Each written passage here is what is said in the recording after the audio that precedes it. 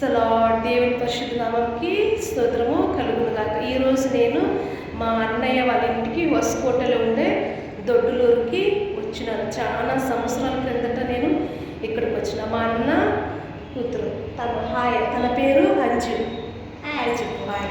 తను వచ్చి అంజు వాళ్ళ మావయ్య కూతురు. తన పేరు హాయ్ చెప్పు బరా.